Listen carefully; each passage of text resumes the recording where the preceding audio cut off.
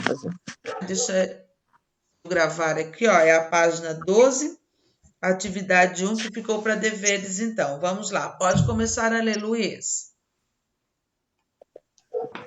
Pode ser direto ali, capítulo 19, ou tem que ler ali? Não, Leia já um li, trecho. não, eu já li.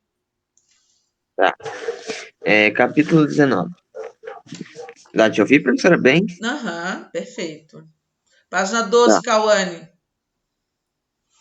O senhor Conego, quero lhe falar, depressa. A criada dos dias indicou ao padre Amaro ao escritório. Não, o escritório. E correu acima contar a dona Josefa que o senhor Paroco viera procurar o senhor Conego. E com uma cara tão transtornada que de certo tinha sucedido alguma desgraça. Amaro abrira abruptamente a porta do escritório. Fechou-a de repelão e sem mesmo dar os bons dias ao colega exclamou: "A rapariga está grávida." O conego que estava escrevendo caiu como uma massa fulminada para as costas da cadeira. "Que me diz você? Grávida?" E no silêncio que se fez, o soalho gemia sob os passeios furiosos do paroco, da janela para a estante. "Está você certo disso?" perguntou enfim o conego com pavor.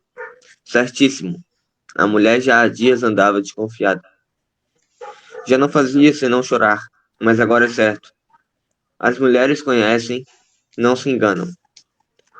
Há todas as provas. Que hei de eu fazer, padre mestre? Olha que espiga, ponderou o conego atordoado. Imagine você o escândalo. A mãe, a vizinhança. Eles suspeitam de mim. Estou perdido. Eu não quero saber. Eu fujo. O conego coçava, estupidamente, o cachaço, com o beiço caído, como uma tromba. Representava-se-lhe já os gritos em casa. À noite do parto, a senhora Joaneira, eternamente em lágrimas. Toda a sua tranquilidade extinta para sempre. "Mas diga alguma coisa", gritou-lhe Amaro, desesperado. "Que pensa você? Veja se tem alguma ideia." "Eu não sei. Eu sou idiota. Estou de todo." "Aí estão as consequências, meu caro colega." "Vá para o inferno, homem. Não se trata de moral. Está claro que foi uma asneira. Adeus, está feito." "Mas então por que você, disse o conego, não quer de certo que se dê uma droga à rapariga? Que a arrase." Amaro encolheu os ombros, impaciente com aquela ideia insensata. O padre mestre positivamente estava divagando. "Mas então que quer você?" repetia o conego num tom cavo, arrancando as palavras ao abismo do tórax. "Que quero que não haja escândalo. Que hei de eu querer. De quantos meses ela está? De quantos meses? Está de agora, está de um mês. Então é casá-la", exclamou o conego com explosão. "Então é casá-la com o escrevente." O padre Amaro deu um pulo. "Com os diabos, tem você razão, é de mestre." O conego afirmou gravemente com a cabeça que era de mestre. Casá-la? Já. Enquanto é tempo. Pater esquem nuptiae demonstrante. Quem é marido que é... Não. Quem é marido é que é pai. Muito bem. Aqui ele está falando, mostrando, né? Porque, na verdade, aquele padre mais velho também tinha um caso com a mãe da Amélia. Então, o negócio só se profetizou, né? Nesse sentido, só continuou. Então fica meio que subentendido se a Amélia é ou não filha do padre mais velho, né? Que ele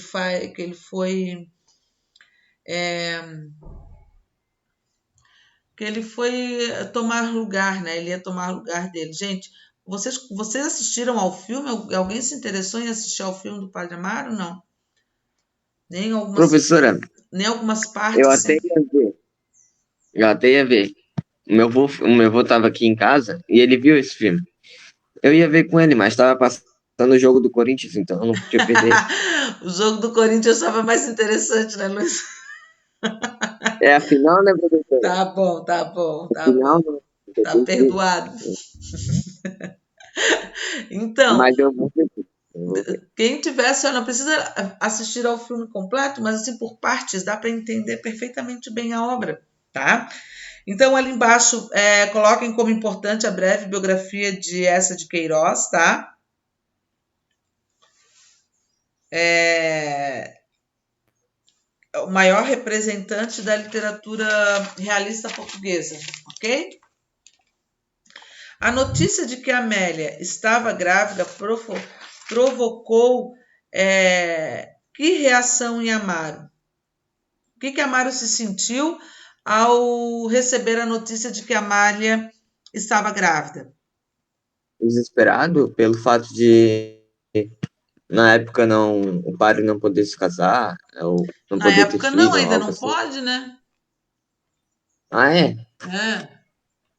Eu não sei, né, professora? Eu não sou fiel, né, professora? Não, mas ainda é um dogma, né, para quem é líder religioso na Igreja Católica, o padre não pode exercer o matrimônio, né? Então Aham. ele, ele se sentiu acuado, na verdade, né? Porque poderia vir à tona a responsabilidade de ele ser pai e ele perder, mesmo porque ele queria continuar com a vida religiosa, tá? E aí provocaria um escândalo, né?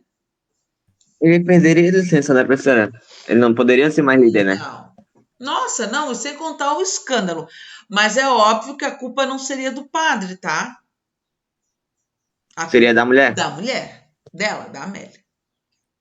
Gente, é muito legal essa obra, porque daí o que acontece? A Amélia, antes de ter o ficar com o padre, ela tinha um namorado que era jornalista, né? Então esse guri, ele levou toda a culpa, ele teve que sair da cidade porque a Amélia ficou grávida, daí a ideia, porque como ninguém sabia que ela tinha o caso com a que ele tinha um caso com o padre, quem ficou com a culpa de que engravidou a Amélia foi esse namorado dela. Então ele foi chamado de comunista, jogaram pedra nele, ele teve que sair da cidade para poder fugir disso tudo, senão ele ia ser linchado pela comunidade. E o padre assistindo aquilo tudo e não fez nada, sabe? Só ainda concordava com o povo que tinha que fazer aquilo mesmo porque ele fez mal para Amélia e os dois sabendo que quem tinha feito engravidado a Amélia era o padre Amaro.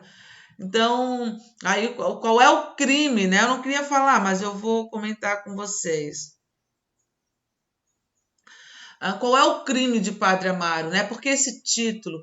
Porque no final ele queria continuar sendo líder. Tinha uma velha na obra, tem uma velha na obra que ela é considerada uma bruxa, né? Então ela utilizava da hóstia, ela ia à igreja. Olha a crítica que ele faz, gente, é uma afronta muito grande à igreja que essa de Queiroz faz essa obra, uma crítica muito grande.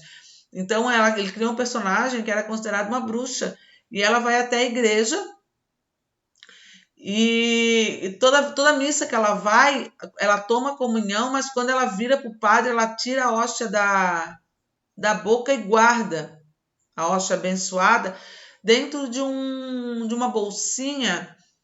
E essa hóstia ela levava para a casa dela, que tinha tipo um altar satânico. E tinha um monte de gatos. Então, aquela hóstia consagrada, que quem é católico sabe a importância que tem aquela hóstia, né? A hora de tomar a comunhão. Então, a hóstia abençoada, ela dava para os gatos comerem quando chegava em casa, né? Então, e ela era considerada a bruxa da cidade. Quando Amaro soube que a Amélia estava grávida, ele recorreu a ela para que ajudasse, porque essa velha dizia para Amaro que sabia tudo o que estava acontecendo entre ele e Amélia. Ele não sabia como ela descobriu, né? Mas ela soube. E meio que ameaçava ele, né? E aí ele pediu essa ajuda para ela, para que a Amélia não tivesse o bebê. Então ela indicou a ele uma clínica de aborto clandestina. E aí o Amaro levou a menina, a Amélia, para fazer esse aborto. Chegando na clínica, ele ficou do lado de fora, né? Chegando na clínica, ele ficou do lado de fora, ela entrou e ela começou a passar mal. Ele entrou na clínica, tirou ela de cima da maca e tentou reanimá-la e levar para o hospital, só que ela não conseguiu, né? Ela não conseguiu, ele morreu. Então, quem sabia de tudo era o padre velho, era a bruxa, né? E o padre Amaro e Amélia. E o próprio menino lá, o que era ex-namorado da Amélia. Então, quando o padre Amaro ainda ficou por herói, né? Porque deu a ideia, daí vem a questão da contraposição do heroísmo lá do romantismo, né? Ele ficou como herói porque ele foi salvar, ele descobriu, ficou subentendido para a comunidade que ele fugiu para salvar a Amélia, porque ela tinha ido fazer um aborto e ele foi impedir esse aborto. Ele ainda ficou pro bonzinho, pro herói. Só que a Amélia não resistiu e veio a falecer. Então, na hora do velório dela na igreja, né, quando eles encomendaram o corpo lá na igreja, ele rezou a missa dela ainda, né? Ele que fez a encomenda. Então, o padre velho olhou para ele assim, como descreve Queiroz, né? Com ar de repúdio para ele. A velha também, né? Olhava para ele, para ele, e ele olhava para eles. Claro, ele era culpado de tudo. E o menino, o ex-namorado da Amélia, levou a culpa de que foi ele que engravidou, ele que fez com que a Amélia morresse porque ela foi procurar um aborto, que ele não queria assumir, biriri, bororó. E aí, por isso, qual foi o crime de Padre Amaro aí, gente? Por que teve esse título? Pelo fato de ele não assumir o erro? Não. Qual foi o crime do Padre Amaro aí, gente? Pela história que eu contei. Ele meio que matou a menina e desgraçou a vida de um monte de gente junto? Exatamente. O aborto não é crime na Igreja Católica? Ah, sim, sim. O padre fez o crime. Ele induziu ao crime, né?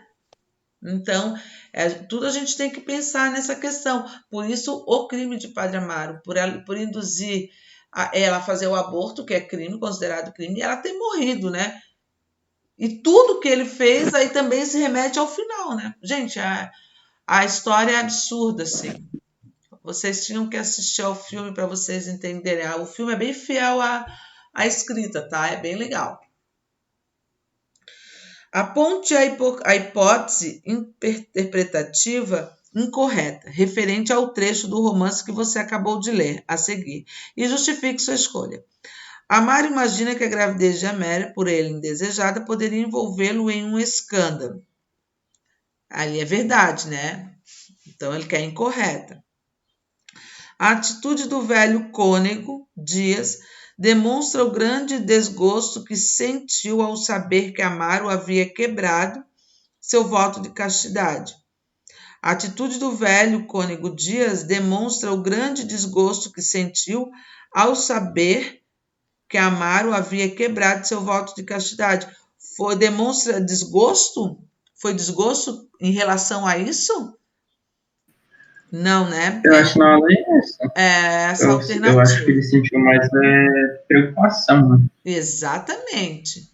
Ele sentiu muito mais preocupação do que desgosto, né? Mas esse velho aí também, só que eles. Tem que resolver essa B.O. aí, né? Esse velho aí, ele tinha esse caso com a mãe da Amélia, mas ninguém descobria. Ele foi muito.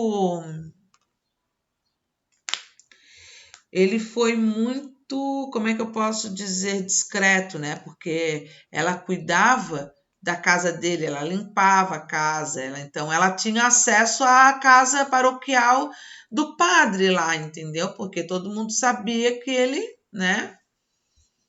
Que ela ia para lá, então não levantava nenhuma suspeita. Em nenhum momento Amaro parece se preocupar com as angústias de Amélia. As angústias que Amélia poderia estar sofrendo ao se descobrir grávida deu um paro. Isso aí é uma verdade, né? Então, como é que a gente pode justificar lá, né? Como o Gustavo falou ali, né? Não é questão dele estar com desgosto, né? Mas é um meio de... Estava mais preocupado com o Preocupação escândalo. em resolver. Estava mais preocupado com o escândalo do que com... E ainda procura ajudar ele, né? De alguma forma. Tem. Ele deixa subentendido. Ele não diz claramente, tá, Fernanda? Mas ele deixa subentendido. E ele não revela, tá? A obra não revela se Amélia é ou não filha desse cônego. Mas a reação dele em relação a tudo, aos acontecimentos, dá a entender, tá? O realismo, estilo literário ao qual pertence a obra de Eça de Queiroz, apresenta uma série de características específicas. Qual delas melhor se adapta ao trecho do romance Crime de Padre Amaro? Qual é a característica? Falei para vocês agora, né? Que essa obra ela faz o quê? A característica mais evidente do realismo. Qual é ela?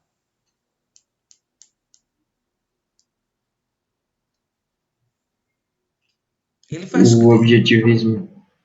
Não. Oi? Alguém falou?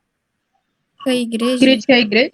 Crítica severa à instituição igreja, instituição católica, tá? Ele falou em Crime do Padre Amaro, a gente está falando dessa crítica, tá? A igreja que o realismo tem lá como característica, tá? A respeito do comportamento de Amaro, é correto afirmar que... Qual das alternativas lá pode ser referente? É a letrinha D, tá? É resultante de atitudes distorcidas de um jovem que, na visão do autor, representa a decadência dos valores morais da sociedade burguesa.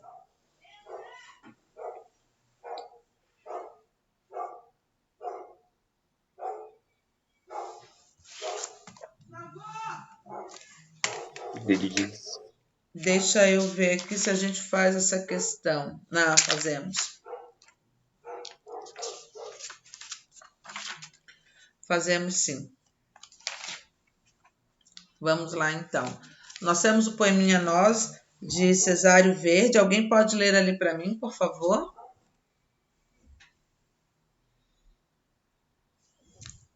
Quem pode ler, que não seja o Luiz, né? Que ele já leu. Eu posso ler. Então, por favor. Cesário Verde nasceu em Lisboa. Opa, é o Não, texto, amor, né? é o texto lá, Nós. Pode dar. Vai lá, Bruno. Tínhamos nós voltado à capital maldita. Eu vinha de polir isto tranquilamente, quando nos sucedeu uma cruel desdita, pois um de nós caiu de súbito doente. Uma tuberculose abria-lhe cavernas, dá-me rebate ainda o seu tossir profundo. E eu sempre lembrarei, triste, as palavras ternas, com que se despediu de todos e do mundo. Pobre rapaz robusto e cheio de futuro. Não sei do infortúnio imenso como o seu. Viu seu fim chegar como um medonho muro, e sem querer, aflito e atônito, morreu. De tal maneira que hoje, eu desgostoso e azedo, como tanta crueldade e tantas injustiças. Se ainda trabalho é como os presos no degredo, com planos de vingança e ideias insubmissas.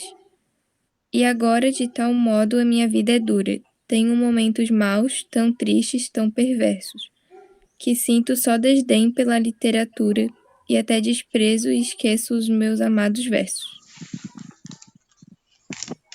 Cesário Verde nasceu em Lisboa em 1855. Em 1873, matriculou-se no curso superior de letras, mas frequentou as aulas somente por alunos por alguns meses.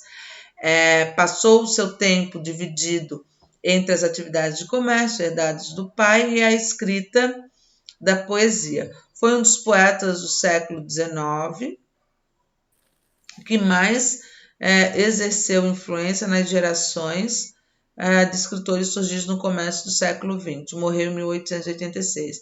Eu quero que vocês coloquem ele aqui como importante. Ele representou a poesia, tá? A poesia realista de Portugal, tá? O poema trata de um acontecimento que marcou profundamente a vida do eu lírico. Lembram do que é um eu lírico? Sentimento do autor? É o sentimento do próprio ator. Que acontecimento foi esse?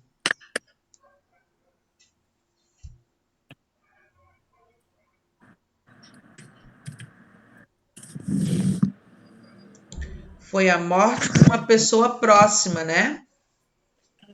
Que tinha tuberculose, né? Isso, exatamente, que ficara doente. Então foi a morte de uma pessoa próxima.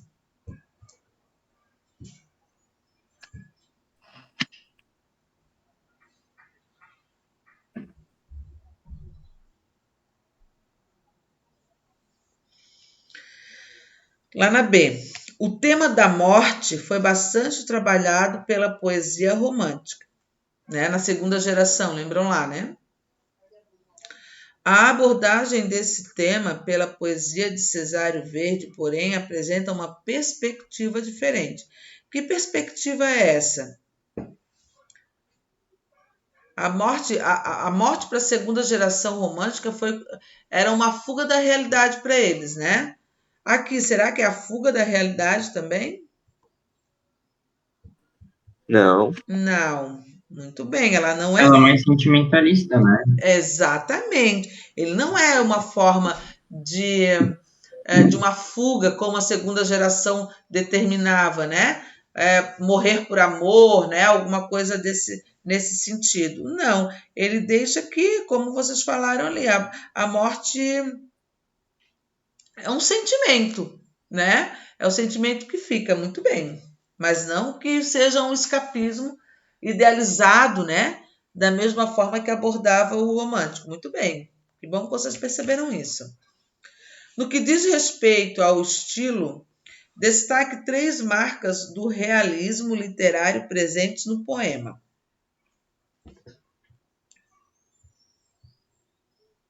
Primeiro, a abordagem da morte, como nós vimos aí. Ele não é de forma idealista, ele é de uma forma objetiva, tá? Como quem diz que acontece para todo mundo, que a gente aceita, né? É mais uma questão sentimental do que um escapismo, né?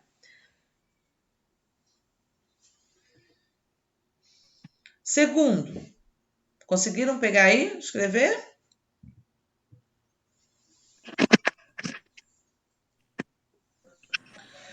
A morte, acontece com pessoas comuns. Repetiu o que, Elane? A B? Não, o primeiro estilo? A primeira marca? É isso, Lani?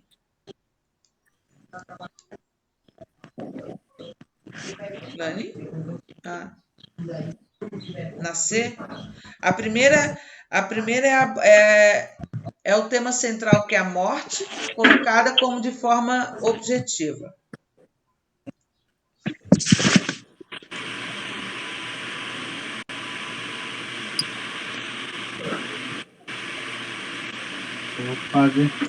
Eu acho que abri o microfone de vocês, né? Sem querer.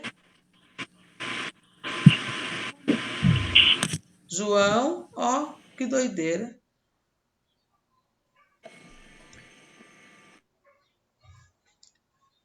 Depois, a segunda marca é a apresentação que pode acontecer com qualquer um, com pessoas comuns. Tá? Isso é que o realismo, porque o romantismo mostrava que não era para qualquer um isso, né? Essa questão de morrer por amor tem que ter um certo sentimentalismo. E a terceira é em relação à linguagem, ela é uma forma direta, tá? Clara e objetiva.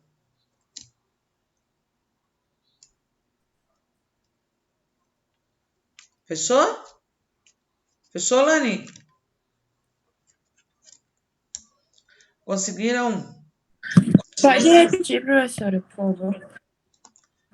Toda a questão?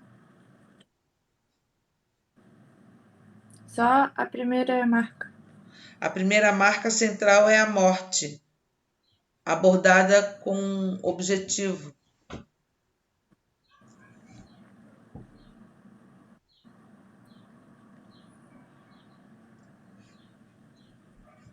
Fechou? Sim. Lá na D. Que visão da existência humana é possível depreender no verso? Vi o seu fim chegar como um medonho muro. De que modo essa visão característica do realismo pode ser entendida como um questionamento à crença da Igreja de uma vida após a morte?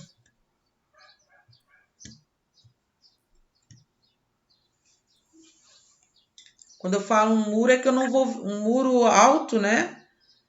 Um medonho muro, que eu não vou ver ele depois da morte, não vou vê-lo mais, né?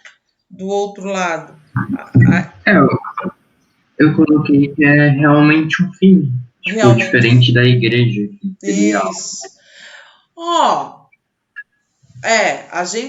O realista vai ver como realmente o fim, né?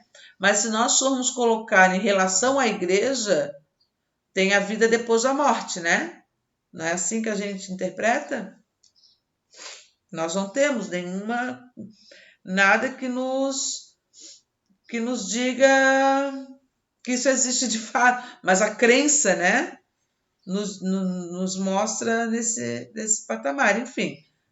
Mas que ali houve essa... Você pode também colocar, tá, Gustavo? Assim, ó, que teve essa... Muro divide, né? A gente tem a ideia de divisão, né? Então, pode colocar a divisão entre a vida terrena para a vida... para depois da morte, tá? Pode pensar desse jeito também. Eu coloquei mais essa analogia da igreja porque o realismo em si, ele critica a igreja, né? Então, seria uma forma de criticar também. Pode ser. Então, assim, ó, só complementa essa questão da divisão de muros, tá? Porque ele não fala assim, ó, que eles vão se ver depois, né? Porque amor após a morte, ou, né, ter um encontro após a morte, como evidencia lá no romantismo. Não. Tá? Mas esse muro representa a objetividade, que é a morte. Ele separa. Muito bem. Classifique esse poema de Cesário Verde, de acordo com os 3 grandes tipos de poesia realista propostos anteriormente: poesia do cotidiano, política ou metafísica? Qual delas?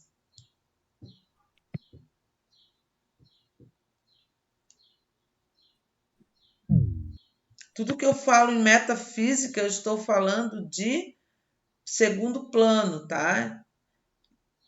Então, política ali não tem nada, né? Podemos descartar. Poesia do cotidiano, eu não estou falando coisas corriqueiras do dia a dia, eu estou falando da morte, é um tema.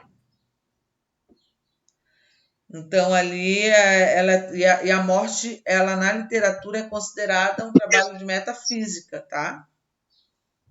Tudo que falar em morte é metafísico na literatura.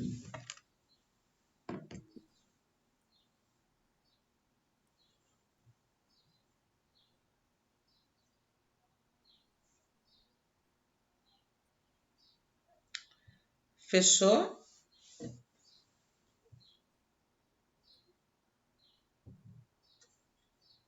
Posso continuar?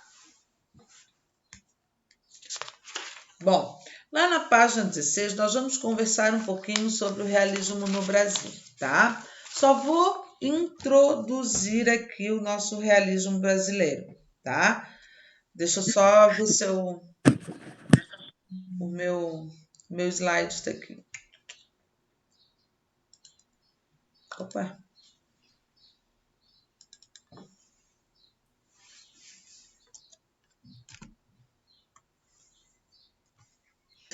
O realismo brasileiro se deu em 1881, tá? O que estava acontecendo no Brasil quando surgiu, né, o nosso realismo,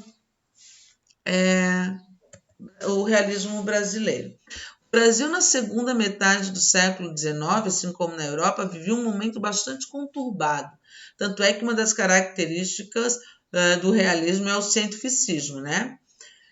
O cientificismo, o positivismo e as teorias sociais vindas da Europa, juntamente com o abolicionismo, a Guerra do Paraguai, a assinatura da Lei Áurea, a substituição da mão de obra escrava pela assalariada, principalmente dos imigrantes que chegaram ao Brasil, o ideal republicano e a crise da monarquia caracterizavam a segunda fase da segunda metade do século XIX, né? Então, aqui nós temos uma obra de Gustave Courbet, né? Que mostra bem essa questão da mão de obra assalariada e a questão dos imigrantes, né? A forma de como eles se vestiam já não mostra o rosto, né? Eles não mostram o rosto deles por conta da questão social, né? Pode ver que eles ficam de costas, ó, e mostram muito a mão de obra deles, né? O trabalhadores. Ó, digo assim, ó, foi o principal expoente da pintura realista. A característica principal era a abordagem de temas sociais, colocando ali, né, o cotidiano das camadas menos favorecidas. Aqui nós temos a questão da queda da monarquia, a crise da monarquia, a ascensão da república, nessa foto que eu coloquei aqui para vocês. Nenhuma noção. Esse período representou o declínio da sociedade aristocrático-escravista e uma gradual ascensão do capitalismo. Do capitalismo industrial. Em São Paulo, as máquinas e as indústrias, né, começaram a surgir. Os cafeicultores com a mão de obra assalariada passaram de latifundiários a empresários agrícolas. Então, a gente tem nessa parte aqui, ó, o desdobramento, né, da Revolução Industrial também que acontece. E aqui foi um marco. A Revolução Industrial foi um marco para tudo. Desculpa. Foi um marco para tudo, tá? A gente vai perceber que na literatura eles estão evidenciados de todas as formas, tá? características da nossa escola literária aqui no Brasil. Linguagem direta e objetiva, né? Usei um tinteiro ali, que é a marca de Machado de Assis, nas obras sempre ele descreve isso, né? Narrativa detalhada e descritiva.